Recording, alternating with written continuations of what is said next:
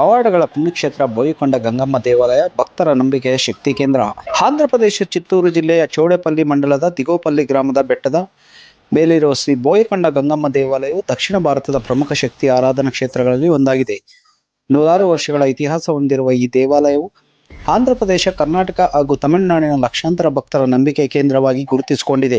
ಸ್ಥಳೀಯರ ಪ್ರಕಾರ ಗಂಗಮ್ಮ ದೇವಿಯ ವಿಗ್ರಹವು ಸ್ವಯಂ ಉದ್ಭವವಾಗಿದ್ದು, ಈ ಪ್ರದೇಶದಲ್ಲಿ ವಾಸಿಸುತ್ತಿದ್ದ ಬೋಯ ಸಮುದಾಯದವರು ಮೊದಲಿನಿಂದಲೂ ದೇವಿಯನ್ನು ಆರಾಧಿಸುತ್ತಿದ್ದ ಕಾರಣ ಈ ಬೆಟ್ಟಕ್ಕೆ ಬೋಯಿಕೊಂಡ ಎಂಬ ಹೆಸರು ಬಂದಿದೆ.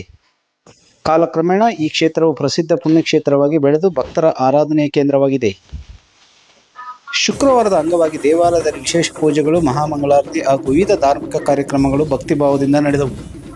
ಚಿಕ್ಕಬಳ್ಳಾಪುರ ಜಿಲ್ಲೆಯ ಶಿಡ್ಲಘಟ್ಟ ಸೇರಿದಂತೆ ಕರ್ನಾಟಕದ ವಿವಿಧ ಭಾಗಗಳಿಂದ ಆಗಮಿಸಿದ ನೂರಾರು ಭಕ್ತಾದಿಗಳು ಪೂಜೆಯಲ್ಲಿ ಪಾಲ್ಗೊಂಡು ದೇವಿ ದರ್ಶನ ಪಡೆದು ಆಶೀರ್ವಾದ ಪಡೆದರು.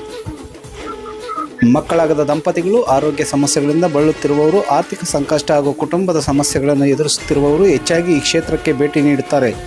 ದೇವಿಯ ಕೃಪೆಯಿಂದ ತಮ್ಮ ಕಷ್ಟಗಳು ನಿವಾರಣೆಯಾಗುತ್ತವೆ ಎಂಬುದು ಭಕ್ತರ ನಂಬಿಕೆಯಾಗಿದೆ. ಈ ಕ್ಷೇತ್ರದ ಮತ್ತೊಂದು ವಿಶೇಷತೆ ಇಲ್ಲಿನ ಪವಿತ್ರ ತೀರ್ಥವಾಗಿದೆ. ರೈತರು ದೇವಾಲಯದಲ್ಲಿ ದೊರೆಯುವ ತೀರ್ಥವನ್ನು ತಮ್ಮ ಕೃಷಿ ಭೂಮಿಗೆ ಸಿಂಪಡಿಸಿದರೆ ಉತ್ತಮ ಬೆಳೆ ಬರುತ್ತದೆ ಎಂದು ನಂಬುತ್ತಾರೆ.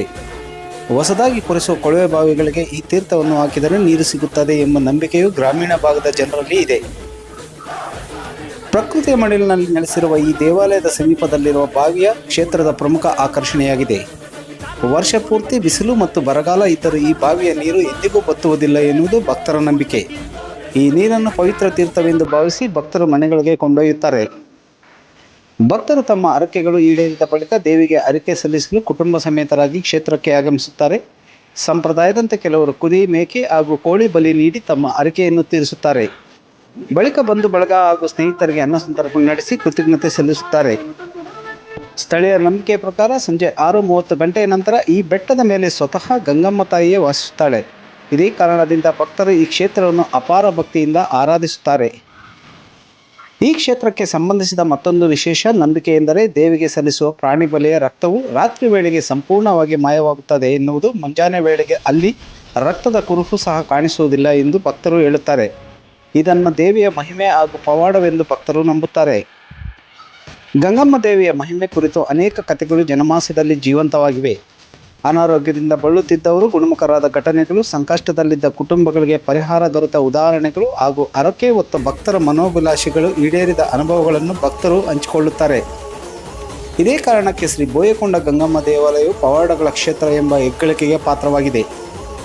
ಇಂದು ನಡೆದ ವಿಶೇಷ ಪೂಜೆ ಹಾಗೂ ಮಹಾಮಂಗಳಾರತಿಯಲ್ಲಿ ಪಾಲ್ಗೊಂಡ ಭಕ್ತರು ತಮ್ಮ ಕುಟುಂಬದ ಸುಖ, ಶಾಂತಿ, ಉತ್ತಮ ಮಳೆ, ಸಮೃದ್ಧ ಬೆಳೆ ಹಾಗೂ ಸಮಾಜದ ಒಳಿತಿಗಾಗಿ ಪ್ರಾರ್ಥಿಸಿದರು. ಭಕ್ತಿಯಿಂದ ಬೇಡಿದವರನ್ನು ಗಂಗಮ್ಮ ತಾಯಿ ಎಂದಿಗೂ ಕೈ ಬಿಡುವುದಿಲ್ಲ ಎಂಬುದು ಈ ಕ್ಷೇತ್ರಕ್ಕೆ ಭೇಟಿ ನೀಡುವ ಭಕ್ತರ ಅಚಲ ನಂಬಿಕೆಯಾಗಿದೆ. ಕನ್ನಡ ಮೈತ್ರಿ ನ್ಯೂಸ್ ವಿಶೇಷ ವರದಿಗೆ ಇದು ಸೂಕ್ತ. ಇನ್ನಷ್ಟು ಮಾಹಿತಿಯನ್ನು ಕನ್ನಡ ಮೈತ್ರಿ ನ್ಯೂಸ್ ವಾಹಿನಿಯಲ್ಲಿ ನೀಡಲಾಗುವುದು. ಬೋಯಿಕೊಂಡ ಗಂಗಮ್ಮ ಕ್ಷೇತ್ರದ ಕುರಿತು ಇನ್ನಷ್ಟು ಮಾಹಿತಿಗಾಗಿ ಕನ್ನಡ ಮೈತ್ರಿ ನ್ಯೂಸನ್ನು ಸಬ್ಸ್ಕ್ರೈಬ್ ಮಾಡಿ, ಶೇರ್ ಮಾಡಿ, ಲೈಕ್ ಮಾಡಿ. అమ్మవారు మంచి శక్తివంతమైన అమ్మవారు. ఇక్కడ చాలా ఏళ్ళ నుంచి ఉన్నాము. మేము అప్పుడప్పుడు వచ్చి పోతా ఉన్నాం, చూసుకొని పోతాము. నమ్మకం ఎక్కువ అమ్మవారి మీద, భక్తి ఉండే చాలా ఉంది. ఇక్కడ చుట్టుపక్కల వాళ్ళంతా కూడా బెంగళూరు నుంచి కూడా అందరూ గట్టిగా వచ్చి దేవుని దర్శనం చేసుకొని పోతా ఉంటారు. అమ్మ, నమ్మకం అంటే ఎలా ఉంటుందమ్మా? అమ్మ నమ్మితే అమ్మవారి మీద నమ్మకం బాగుంటుంది. మన కోరికలు నెరవేరుస్తారు. మళ్ళీ అమ్మవారు వచ్చి మనం కోరికలు నెరవేర్చుకొని పోతా ఉంటారు. భక్తులు ఇక్కడ ఎక్కువ నమ్మకం మీద పెట్టుకొని వస్తూ ఉంటారు. మీరు ఎన్నిసార్లు వస్తారు? మేము 3 months కు 1 time వచ్చిపోతానే ఉంటాము. మీ ఊరు, మీ పేరు? మాది మదనపల్లి. మాది లోకలే. మీ పేరు? మా రాధిక. శుక్రవారం రాహుకాల అభిషేకం అనంతరం అమ్మవారి మూలస్థాన దివ్య దర్శనం నందు జరుగు విశేష అభిషేకం తర్వాత దర్శనం. ఇక్కడ శుక్రవారం ఏం సార్ స్పెషల్? రాహుకాల అభిషేకం చేయించిన మీకున్న శని దోషాలు కానీ ఇలాంటివన్నీ తొలగిపోతాయని పూర్వం నుంచి నమ్మకం. అమ్మ ఇక్కడ మూలస్థానంలో ఉంది, పైన ఒక దేవుడు ఉన్నది. ఏమో పవాడం మనిషి మూలస్థానం అనగా అమ్మవారు ఉద్భవించిన స్థానం. అమ్మవారు శిలారూపంగా ఇక్కడ బావి ముందర వెలిసిన స్థానం. పైన తర్వాత అమ్మవారి విగ్రహ ప్రతిష్ట, అమ్మవారికి రూపం పైన తర్వాత కలశ స్థాపన ఇలా ఉందన్నమాట. ఈ మూలస్థానం అమ్మవారు యథాస్థానంగా, 2వ ఫ్లోర్ లో అమ్మవారు ముఖ రూపంగా, తర్వాత గాలి గోపురం నందు కలశ స్థాపన, అమ్మవారి గుడి శ్రీచక్రాకారంలో ఉందన్నమాట. ఇక్కడ బాయికొండ గంగమ్మ అంటే ఇక్కడ వాటర్ అంతా ఉంది కదా బావిలో, అదే విశేషం. బావిలో ఇక్కడ ఎప్పటికీ ఆ బావిలో నీరు అయిపోదు. ఇంత కొండ మీద నీరు ఈ బావిలో రావడం అనేది విశేషం. మామూలుగా గ్రౌండ్ వాటర్ లో ఎక్కడైనా వాటర్ ఉంటుంది, ఇక్కడ చుట్టూ బండ ఉన్నా కూడా ఎప్పటికీ నీరు అయిపోకుండా ఉండడం ఇక్కడ విశేషం. అమ్మవారికి ఇక్కడ వచ్చిన మీదకి ఏమి తప్పులు చేయకూడదు. తప్పులు అంటే ఏం, మీ గుడికి వస్తే ఎవరు ఏం తప్పు చేయరు. స్పెషల్గా తప్పు చేయడం అనేది అట్లాంటిది ఏమి ఉండదు. ఇక్కడ ಯಾವ జిల్లాలో ఉంది సార్ ఇది? ఇంతకు ముందు ఉమ్మడి చిత్తూరు జిల్లా, ఇప్పుడు అన్నమయ్య జిల్లా గత ఒక 6 నెలలుగా. ఈ అమ్మవారు ఫేమస్ అయినదానికి మూల ఏమి సార్, అంటే ఇదేం ఇతిహాసం ఏమి? ఇక్కడ అమ్మవారిని పుష్పం అడుగుడు అనేసి ఒకటి ఉంటుంది. ఈ మనసులో ఏదైనా కోరుకుంటే, అంటే ఒక బిడ్డకు పెళ్లి చేయాలన్నా, లేదు ఒక భూమి కొనాలన్నా, లేక మనం ఒక బోర్వెల్ వేయాలన్నా, ఇక్కడ అమ్మవారిని పుష్పం అడుగుట అనేది ఉంటుంది. పూజారి గారు ఒక అమ్మవారి తల మీద 3 పుష్పాలు పెడితే, ఆ పువ్వు కుడివైపు నుంచి పడితే మన కోరిక నెరవేరుతుందని, మధ్యలో నుంచి పడితే నిదానంగా జరుగుతుందని, ఎడమ వైపు నుంచి పడితే కొంచెం మీరు వేరే కోరిక తీసుకోండి, ఇది జరగదు అనేసి ఇక్కడ నమ్మకం అన్నమాట. ప్రసిద్ధిగా ఇది పుష్పం అడగడానికి ఉంది. మీ పేరు? మా పేరు చంద్రశేఖర్ అండి. కోయికొండ గంగమ్మ దేవస్థానంలో అర్చకులుగా చేస్తున్నా. మా నాన్నగారు ఇక్కడ ప్రధాన అర్చకులు.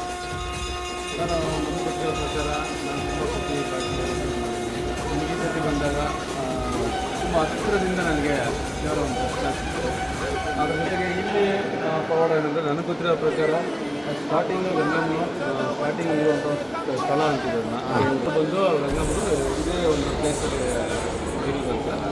ಹೇಗೆ ಇಲ್ಲಿ ದರ್ಶನ ಮಾಡ್ಕೊಂಡಿದ್ದಕ್ಕೆ ನಿಮಗೆ ಮನಸ್ಸು ಯಾವ ಥರ ನೆಮ್ಮದಿ ಕಾಣಿಸ್ತಾ ಇದೆ? ಇಷ್ಟೊತ್ತು ನೇರದಲ್ಲಿ ಸರ್ ನಾನು ತುಂಬ ಸತಿ ನಾನು ಬೈಕೊಂಡಾಗೆ ವಿಸಿಟ್ ಮಾಡಿದ್ದೀನಿ. ಅದರಲ್ಲಿ ಈ ಸತಿ ಬಂದಾಗ ನನಗೆ ತುಂಬ ಹತ್ತಿರದಿಂದ ನನಗೆ ಒಂದು ದರ್ಶನ ಆಯಿತು, ತುಂಬ ಇಷ್ಟ ಆಯಿತು, ತೃಪ್ತಿ ಆಯಿತು. ಇವತ್ತೊಂದು ದಿವಸ ನನಗೆ ಬೈಕೊಂಡಾಗೆ ಬಂದಿದ್ದೀನಿ.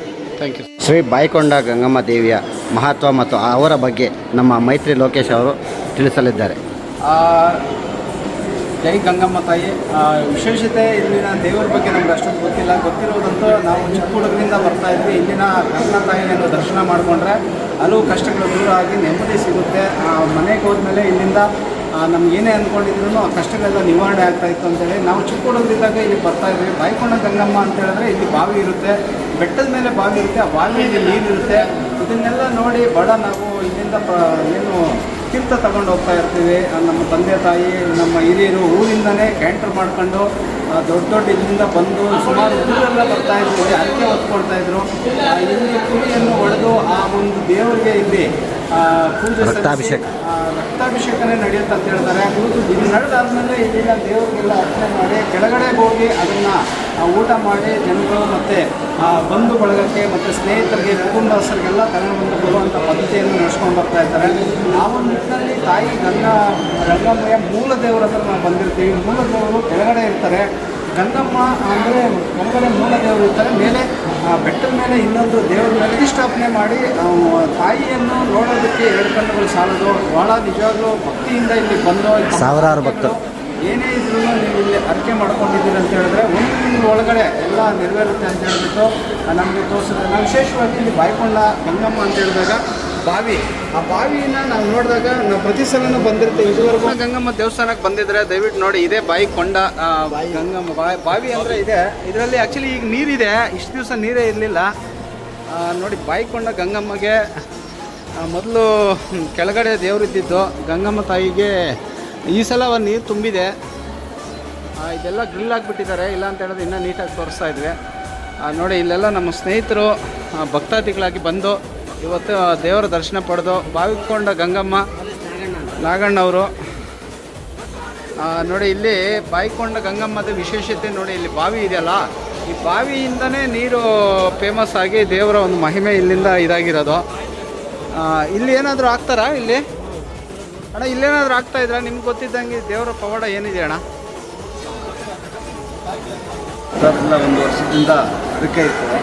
ಈ ಬಾಯಿಕೊಂಡ ಗಂಗಮ್ಮ ದೇವಸ್ಥಾನಗಳು ಏನಾದರೂ ಅಂದ್ಕೊಂಡ್ರೆ ಅದು ಅರಕೆ ತೀರಿಸ್ತದೆ ಅಂತ ನಮಗೆ ನಂಬಿಕೆ ಇತ್ತು. ಫ್ರೆಂಡ್ಸ್ಗಳನ್ನೆಲ್ಲ ಸಿದ್ಧಾರ್ಥನಾಗಿದ್ದು ಯುವಕರು, ಫ್ರೆಂಡ್ಸು, ಅಣ್ತಮ್ಮರು ಎಲ್ಲರೂ ಒಗ್ಗಟ್ಟಾಗಿ ಹೋಗಬೇಕು ಮಾತಾಡ್ಕೊಂಡು ನಾವು ಇವತ್ತು ಶುಕ್ರವಾರ ದಿನ ಈ ಬಾಯಿಕೊಂಡ ತಾಯಿ ದರ್ಶನ ಪಡೆಯೋದಕ್ಕೆ ಬಂದಿದ್ದೀವಿ. ಅವರ ಪಾದಕ್ಕೆ ನಮಸ್ಕರಿಸ್ತಾ ಏನಿವತ್ತು ನಮ್ಮ ಶ್ರೀಲಂಕ ಜನತೆಗೆ ಶುಭ ಆಗಲಿ ಅಂತ ಆ ಪೂಜೆ ತಾಯಿ ಹತ್ರ ಪೂಜೆ ಮಾಡಿಸ್ಕೊಂಡು ಎಲ್ರಿಗೂ ಆಶೀರ್ವಾದ ಮಾಡಲಿ. ಮಳೆ ಬೆಳೆ ಎಲ್ಲ ಶುಭ ಆಗಲಿ ಅಂತ ನಾವು ಎಲ್ಲ ಈ ತಾಯಿ ಆಶೀರ್ವಾದ ಪಡೆಯೋದಕ್ಕೆ ಎಲ್ಲರೂ ಬಂದಿದ್ದೀವಿ. ಎಷ್ಟು ಸರ್ ನಾವು ಒಂದು 20 ವರ್ಷದಿಂದ ಬರ್ತೇವೆ ಸರ್. ವಿಶೇಷವಾಗಿ ಇಲ್ಲಿಗೆ ಭಾಳ ಜನ ಭಕ್ತಿಯಿಂದನೇ ಬರ್ತಾರೆ, ಯಾವುದೇ ಸ್ವಾರ್ಥ ಇರಲ್ಲ. ದೇವರನ್ನು ದರ್ಶನ ಮಾಡಿಕೊಂಡು ಆ ಅಮ್ಮನ ಪವಾಡಕ್ಕೆ ಮಂತ್ರಮುಗ್ಧರಾಗಿ ಇಲ್ಲಿಂದ ಹೋದ್ಮೇಲೆ ಯಾವುದೇ ರೀತಿ ತೊಂದರೆಗಳಾಗ್ತಿಲ್ಲ ಕಾಪಾಡ್ಕೊಂಡು ಬರುವಂಥ ಗಂಗಾ ತಾಯಿ ಮುಂದಿನ ದಿನಗಳಲ್ಲಿ ಎಲ್ಲರಿಗೂ ಭಗವಂತ ಒಳ್ಳೇದು ಮಾಡಲಿ, ಆರೋಗ್ಯ ಐಶ್ವರ್ಯ ಕೊಟ್ಟು ಮಳೆ ಬೆಳೆ ಎಲ್ಲ ಆಗಲಿ ಅಂತ ಹೇಳ್ಬಿಟ್ಟು ಅವರು ಸಹ ಹರಕೆಯನ್ನು ಇಟ್ಟಿರ್ತಾರೆ. ಎಲ್ಲರಿಗೂ ಒಳ್ಳೇದಾಗಲಿ. ಜೈ ಹಿಂದ್, ಜೈ ಕರ್ನಾಟಕ.